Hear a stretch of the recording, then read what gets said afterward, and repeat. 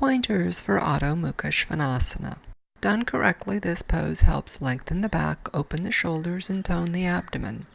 Jane begins by aligning her knees under her hip joints. She wants her lower legs to extend straight back from her knees. Then she aligns her hands, placing them slightly in front of her shoulders, just wide enough for her chest to pass between her elbows.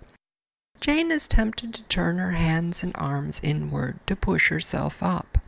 Instead, she wants to turn her upper arms out and broaden across her chest and back. Then she wants to spread her fingers. She wants the space between her first two fingers to point straight ahead. Jane has wrist problems and sometimes finds it painful to put weight on her hands. To help ease the pain, she can roll the end of her mat. Then she puts the heels of her hands on the lift and stretches her fingers forward off the lift. As she presses the mounds of her thumbs and index fingers toward the floor, Jane turns her toes under. Then she begins to lift her hips up and back. She doesn't want her shoulders to go in front of her hands. Instead, she wants her legs to work together to pull her shoulders back.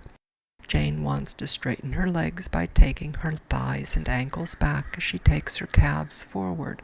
She wants to drive the top of her hips into her heels to lengthen the back of her legs.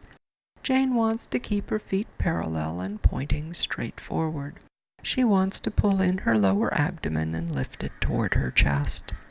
As she takes her legs back, Jane wants to stretch her arms forward. She wants to roll her lower arms in and press her palms into the floor as she rolls her upper arms out. Jane is tempted to take her chin to her chest and look between her knees. Instead, she wants to stretch her ribs toward her head and her head toward her hands as she broadens across her chest. She wants her shoulder blades to move toward her hips as her hips stretch to her heels. Her weight should be even between her hands and feet. In Adho Mukha Svanasana, Jane's body should form a 90-degree angle, just as in Dandasana. She can move her feet forward or back to adjust the distance. To exit, Jane bends her knees and comes down evenly.